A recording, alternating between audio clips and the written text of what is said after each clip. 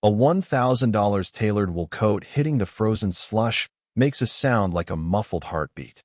In the shadow of a flickering neon sign in Myeong-dong, the Red Sermon, a man who has spent 20 years turning silence into a death sentence, is standing in his shirt sleeves while a dozen of his own men watch in paralyzed terror. Their hands are twitching near their holsters, but they aren't looking at a rival hitman or a police raid. They are looking at a 6-year-old girl in a heart-patterned sweater, sitting against a soot-stained wall, who is currently holding the decrypted bank codes to every corrupt politician in Seoul. In the world of the Seven Hill Syndicate, a moment of warmth is usually a sign of a coming execution. But tonight, as the snow falls over the city's darkest secrets, a terrifying choice is being made. If the boss stays cold, the girl dies. If he takes off his coat, his empire burns. This is the story of how a lost child didn't just find a protector. She found a weapon, and the man who was sent to erase her became the architect of her revenge. The wool of the coat was still warm with Ji-woo's body heat when he draped it over Yeojin's small, shaking frame. To the men standing in the periphery, the sight was a glitch in the matrix of their reality. The Red Sermon did not offer warmth. He administered the cold. Ji-woo ignored the confused glances of his lieutenants, his eyes fixed on the girl. Up close, her cheeks weren't just flushed from the frost. They were stained with the salt of dried tears and a single, jagged smear of someone else's blood on her collar. "Who told you to wait here?" Ji-woo asked. His voice was like the low hum of a running engine, steady, dangerous, but strangely grounded. Yeojin didn't answer with words. Her eyes flickered toward a black sedan idling 3 blocks away, its headlights extinguished. She pulled the oversized coat tighter, her tiny fingers vanishing into the silk lining.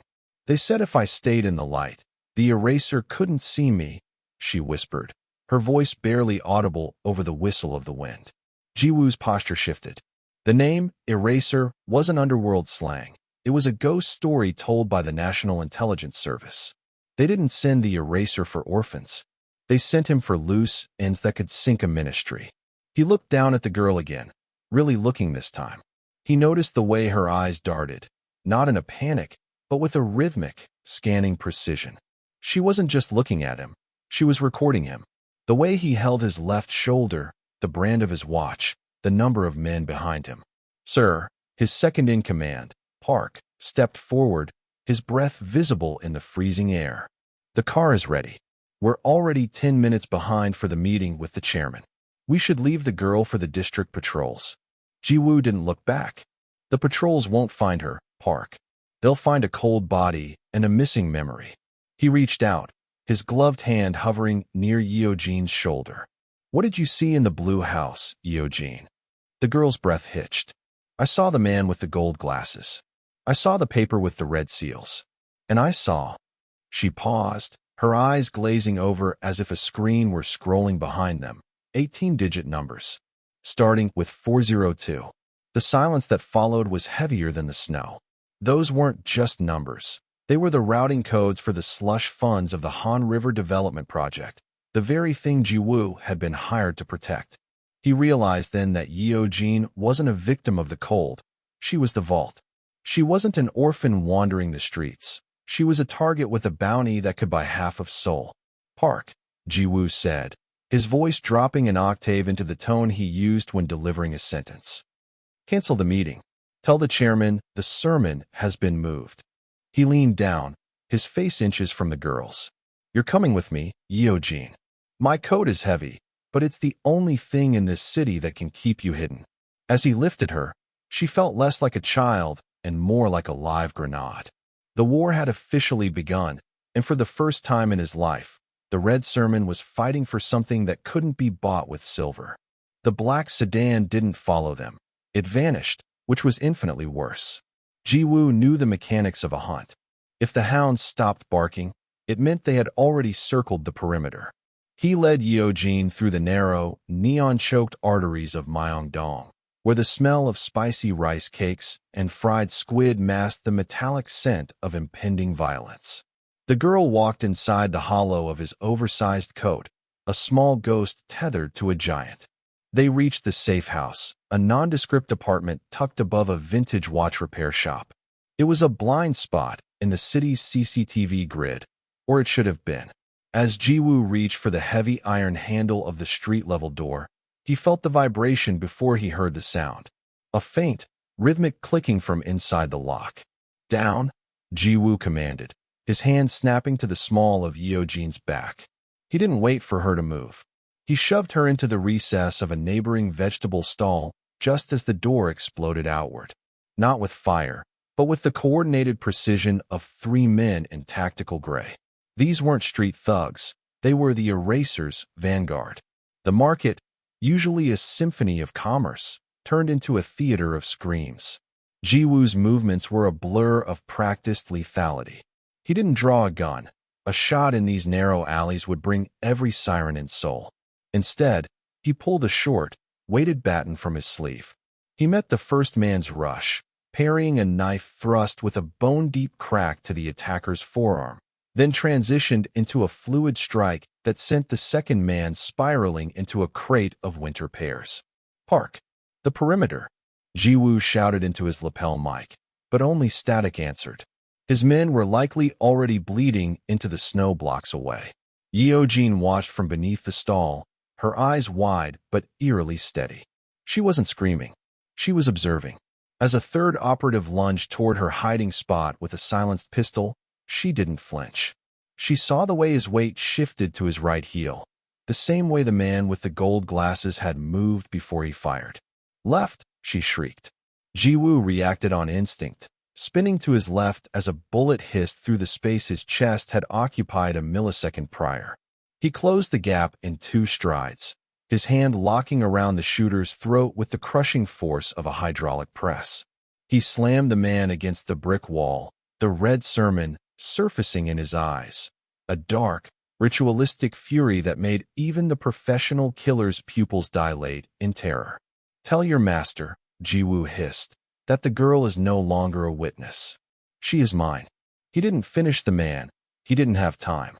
The roar of a high-performance engine echoed at the end of the alley. More were coming. Jiwoo scooped Yeojin up, her heart-patterned sleeves stained with the gray slush of the market floor. He didn't head for the main road. He dived into the labyrinth of the underground shopping mall, disappearing into the belly of the city just as the neon lights above flickered and died.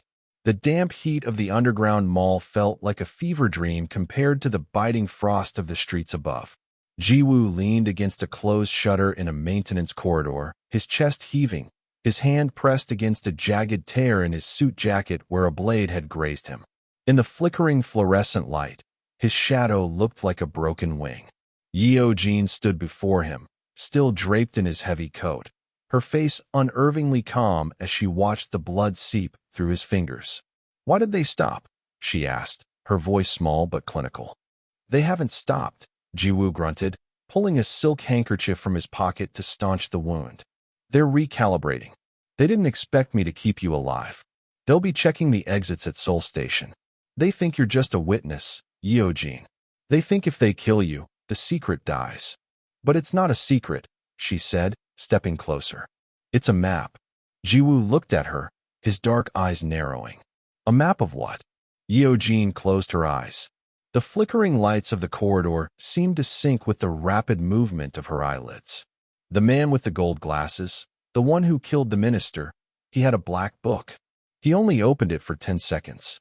But the pages were white, and the ink was blue. She began to speak faster, her tone shifting into a rhythmic, haunting chant. "Deutsche Bank, Frankfurt. Account Alpha 976. Subledger routing, 00482. The balance is $412 million. The password is Golgotha." Jiwoo froze.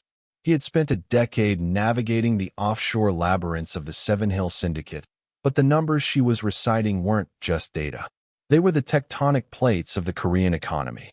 "Stop," he whispered, but she was gone, lost in the theater of her own mind. Cayman Islands. Unity Trust. Account holder, Minister of Land and Infrastructure. PIN code 1-1-0-9. He moved $60 million at 4 p.m. on Tuesday. He signed it with a digital thumbprint that has a scar on the right curve. She opened her eyes, and for a moment, they didn't look like the eyes of a child. They looked like ancient, polished stone. I have more. I have the names of the men who paid the eraser. I have the address of the server in Switzerland where they hide the videos of the parties. Jiwoo felt a chill that had nothing to do with the winter air. He had thought he was protecting a victim, but he was holding a nuclear option in a heart-patterned sweater. If she spoke these numbers to the wrong person, the country would burn. If she spoke them to the right person, Jiwoo wouldn't just be a mafia boss. He would be the kingmaker of a new republic. You didn't just see a murder, Jiwoo realized, his voice hushed with awe and terror. You memorized the soul of the state. Yeojin reached out and touched the blood on his sleeve.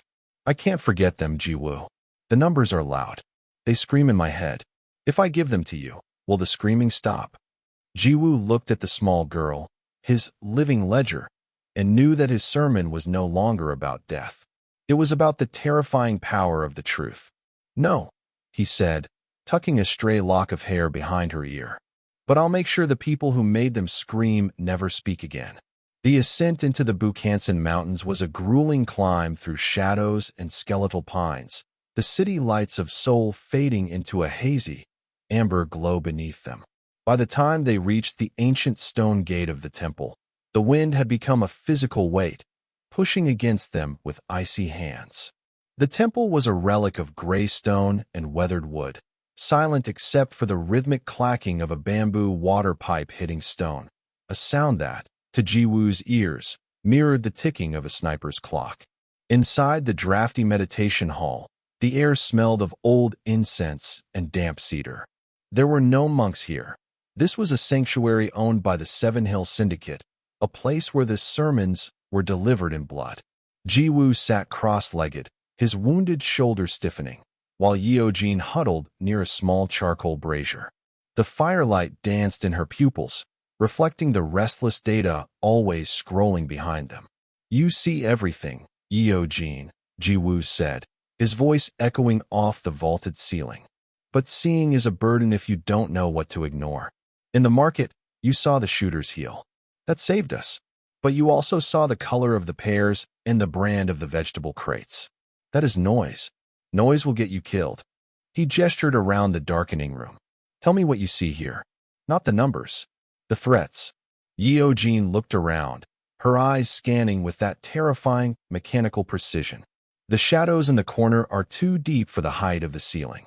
The floorboards near the west door are polished, but the ones by the east are scuffed. Someone enters there frequently. And the incense burner.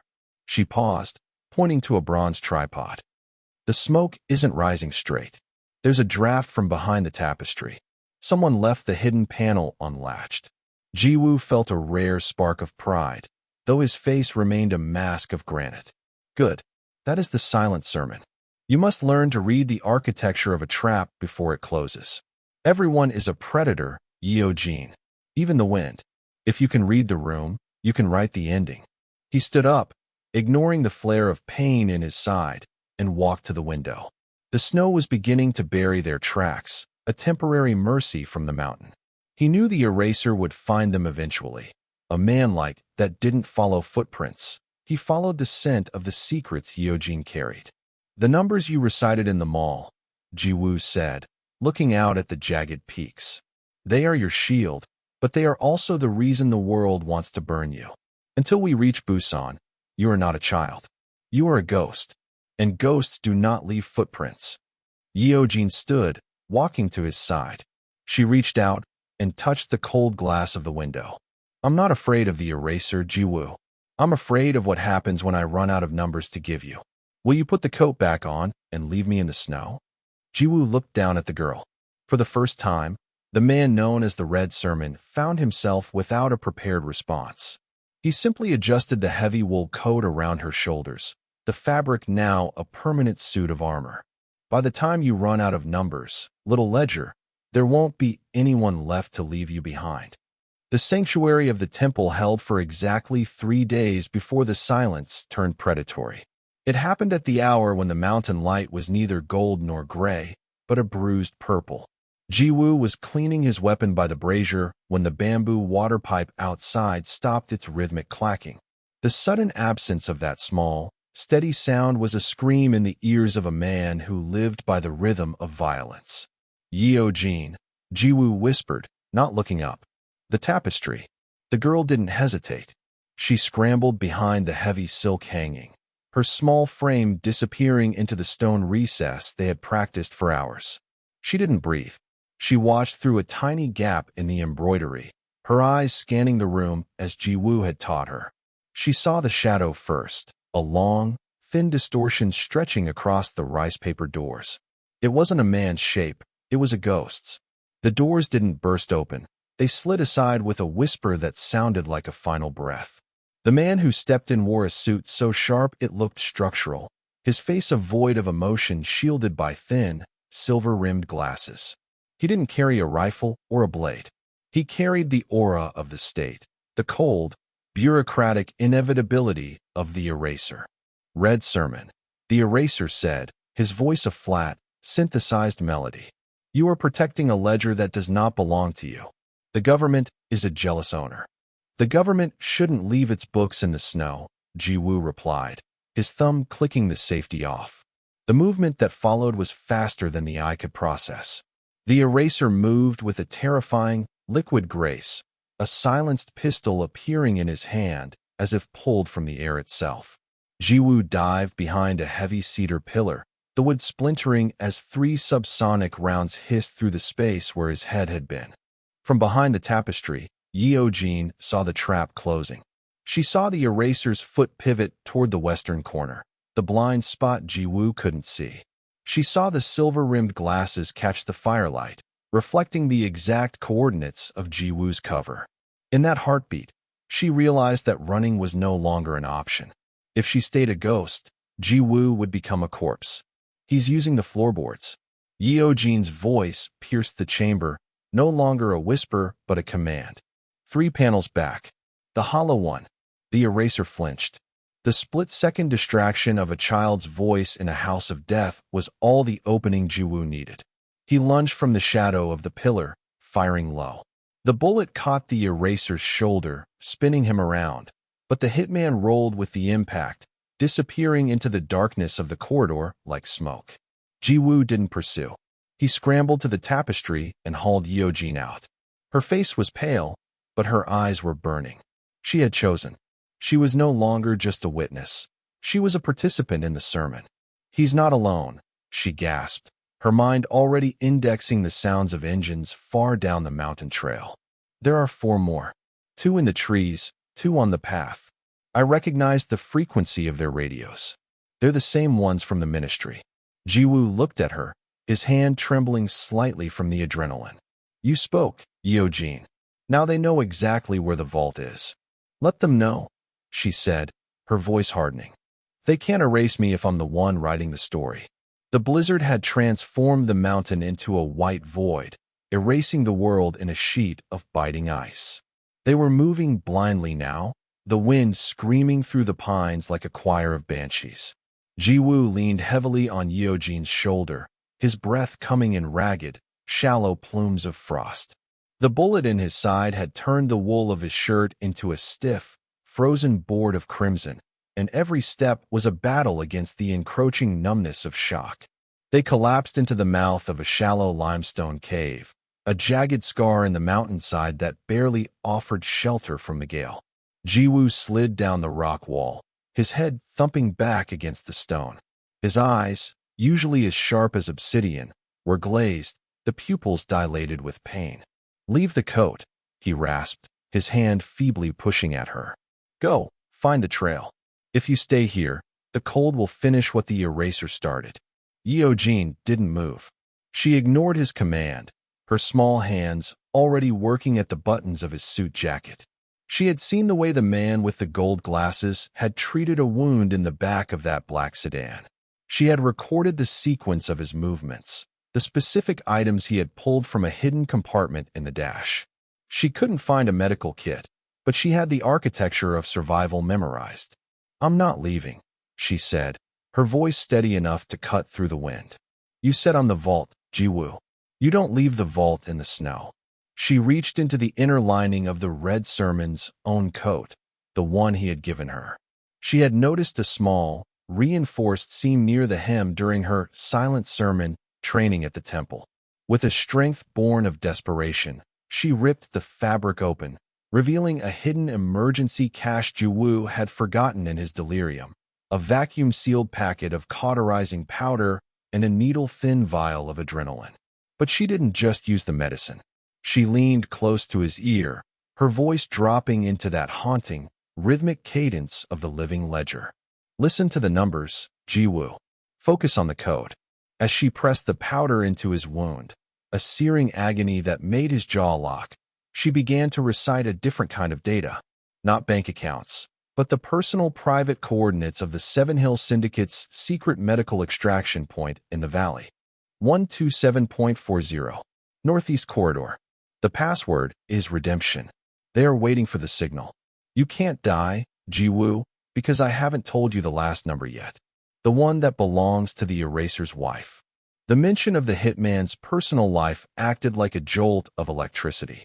Jiwoo's eyes snapped into focus, the sheer leverage of that secret forcing his heart to keep beating. He looked at the girl, bloody, shivering, but terrifyingly composed, and realized she had just used her curse as a lifeline. She wasn't just remembering the world, she was holding his life hostage with it. A pact, he whispered, his hand finally closing over hers. A pact, she agreed. I keep the secrets. You keep the cold away. In the heart of the blizzard, the Mafia boss and the orphan sat huddled together, bound by a blood-stained coat and a promise that was more dangerous than any bullet. The extraction point at Busan Harbor was a graveyard of rusted shipping containers and frozen salt spray. The wind here didn't just bite, it screamed, whipping the sea into a jagged froth of gray and white. Jiwoo leaned against a stack of steel crates, his face the color of the ash in his pocket, his hand clamped over the fresh bandage Yeojin had secured in the mountains. He looked at the girl, her heart-patterned sleeves now caked in the grime of 3 provinces, and saw that her eyes had turned into the very thing he feared, cold, analytical, and ready for the end. The signal is late, Yeojin said, her voice cutting through the gale like a razor. The extraction boat isn't coming, Jiwoo. The frequency I heard on the mountain, they didn't just track us. They bought the harbor. The silence that followed was broken by the crunch of boots on frozen slush.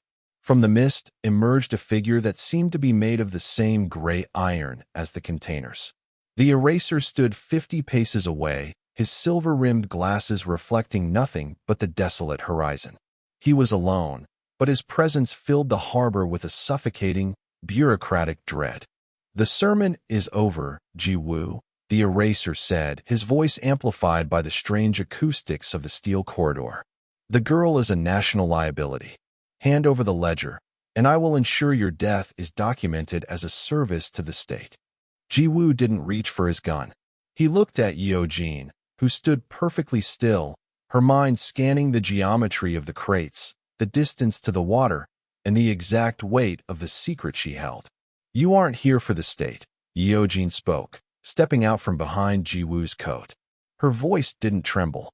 You're here because of account 8824. The one in the name of your daughter, Minhee. The one the minister used to pay for her surgery in Zurich. If you kill us, that account triggers a public leak.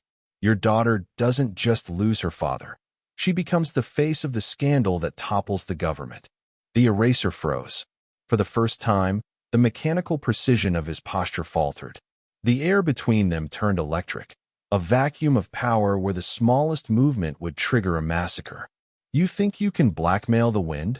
The eraser hissed, though the barrel of his weapon lowered by a fraction of an inch. I'm not blackmailing you, Yeojin said, taking a step onto the slick, black ice. I'm offering you a trade. My silence for your life. You tell your handlers we died in the harbor. You give us the keys to the trawler at Pier 7. In exchange, I delete the daughter's subledger. You go back to being a ghost, and we become the ones who never existed. Jiwoo watched the two of them, the hunter and the child, and realized the red sermon was no longer his to deliver. The girl he had covered with his coat in the snow had become the master of the cold. She wasn't begging for her life. She was negotiating the terms of his empire. The eraser looked at the girl, then at the blood-stained boss, and finally at the frozen sea. Slowly, with the deliberate motion of a man surrendering to a god he didn't believe in, he reached into his pocket and tossed a heavy ring of keys onto the ice. They slid across the frost, coming to rest at Yeojin's feet. "The boat leaves in 10 minutes, the eraser whispered. "If I ever see your faces again, there won't be a ledger in the world that can save you." The trawler surged against the black, churning waters of the harbor, its engine a low, guttural growl that vibrated through the rusted floorboards. They weren't alone on the deck. While the eraser had stepped back into the mist, the four more Yeojin had identified on the mountain. The ministry's cleanup crew had arrived. They were blocked by Ji-woo, who stood at the gangplank, his pistol leveled with a trembling but resolute hand. The operatives moved with a predatory hunger, their eyes fixed on the girl. To them, she wasn't a child. She was a glitch in the state's accounting that needed to be deleted. "The eraser is compromised," the lead operative shouted over the roar of the wind, his hand reaching for a tactical grenade. "But the contract remains." "Step aside, Red Sermon. We don't care about your soul, just the ledger." Ji-woo coughed, a fleck of dark blood hitting the ice, but he didn't move. "You're late," he rasped. "The ledger isn't a book anymore. It's a judge." Yeojin stepped forward, moving past the protection of Ji-woo's arm.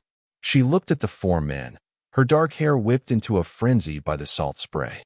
She didn't look at their faces. She looked at their gear, their tactical insignias, and the serialized encrypted radios clipped to their vests. In her mind, the scrolling data slowed, locking onto a specific directory she had seen in the minister's private study. "Badge number 7741. Yeojin's voice rang out, unnervingly high and clear against the storm. "Officer Kong, you aren't NIS. You're Seoul Metropolitan Police, moonlighting for the syndicate. You took a 3 million won deposit last Thursday at the Gwangjang market." The lead operative froze, his finger pausing on the pin of the grenade. "Badge number 6092, she continued, her eyes shifting to the man on the left. "You've been skimming from the evidence locker in Incheon. The minister knows. He has a video of you replacing the seized narcotics with flour. He was going to use it to erase you once this was over. He calls you the disposable." The air between the operatives curdled. The unity of the squad, built on a foundation of shared corruption, shattered in an instant. They looked at each other, not as brothers in arms, but as witnesses to each other's death sentences. The realization that their employer had already planned their executions was a more effective weapon than any bullet Ji-woo could fire. "He's lying," the man in the back hissed, but his voice lacked conviction. "Check your encrypted messages," Yeojin commanded, her voice sounding like the very voice of the state. "Check the Omega file sent at midnight. It's an authorization for a drone strike on this pier once the girl is secured. You aren't the cleanup crew. You're the evidence." The lead operative's radio chirped, a high-pitched, distinctive tone that signaled a remote override. His face went pale. He didn't look at Yeojin anymore. He looked at his own men, and then back toward the city where their masters sat in warm offices. With a snarl of betrayal, he turned his weapon away from the boat and toward the harbor entrance, where the next wave of cleanup was likely arriving. "Go," he spat at Ji-woo, his eyes burning with a new, vengeful fire. "Tell the minister. The disposable are finished taking orders." As the trawler broke away from the pier and disappeared into the fog, the sounds of a new war erupted behind them. Yeojin sat on a crate, her heart-patterned sleeves tucked into the pockets of the oversized coat. She had recited the sins of the city, and in doing so, she had set it on fire. The thaw came slowly to the hills of Jeju Island, but when the spring finally arrived, it brought a warmth that felt earned rather than given. In a private estate overlooking the turquoise pulse of the Korea Strait, the air was scented with tangerine blossoms and the salt of a sea that no longer felt like a grave. Gone were the heart-patterned sweaters and the soot-stained sneakers of a girl lost in the snow. Yeojin sat at the head of a heavy obsidian table, her small frame draped in a tailored charcoal blazer that mirrored the precision of the man standing silently behind her right shoulder. Jiwoo's wound had healed into a silver line across his ribs, a permanent signature of the night in the cave, but his posture had changed. He no longer stood with the aggressive tension of a predator. He stood with the watchful stillness of a guardian. He was the sword, but the hand that guided it now belonged to the child with the infinite mind. Before them sat three men, some of the most powerful brokers in the southern provinces, their faces pale despite the spring sun. They had come to negotiate terms with the new red sermon, only to find that the sermon was being delivered by a girl who didn't need to check her notes. The merger of the Busan shipyards is acceptable, Yeojin said, her voice cool and rhythmic, carry the weight of an adult who had seen the bottom of the world. But the 3% kickback redirected to the offshore account in the Marshall Islands, the one under the alias Winter Pine, will be redirected to the orphanages in the Myeong-dong district. All of it. The man in the center of the trio stammered, his eyes darting to Ji-woo. I don't know what account you're referring to. Yeojin didn't blink. She didn't have to. Opened October 12th. Routing number 0095. The password is your mother's maiden name followed by the year you failed the bar exam. Would you like me to recite the transaction history for the last fiscal quarter, or shall we move on to the next item? The broker went silent, the fight draining out of him as if she had pulled a plug. He realized what the rest of the country was slowly discovering. You could not lie to a girl who remembered everything, and you could not threaten a girl who was protected by a man who had forgotten how to fear. When the meeting concluded and the men had retreated, Ji-woo stepped forward and placed a hand-carved wooden box on the table. Inside was a small, silk-lined compartment containing a new coat, heavy, dark, and perfectly fitted for her. The world is still cold out there, Yeojin, Ji-woo said softly. Yeojin stood and let him help her into the garment. She looked out the window at the blooming gardens, her mind finally quiet. The numbers were no longer screaming. They were organized, filed away into a library of power that had dismantled the corrupt and elevated the forgotten. She had been a witness to a murder, but she had become the architect of a new world. Let it be cold, she replied, adjusting her cuffs with a sharp, practiced flick. I remember exactly how to build a fire. Years have passed, and the Red Sermon Empire has become the silent backbone of the nation's stability. However, a new threat emerges. The Council of Three, a shadow government composed of tech moguls who have developed an AI designed to predict and pre-erase threats. Yeojin, the girl who remembers everything, must now face a machine that calculates everything.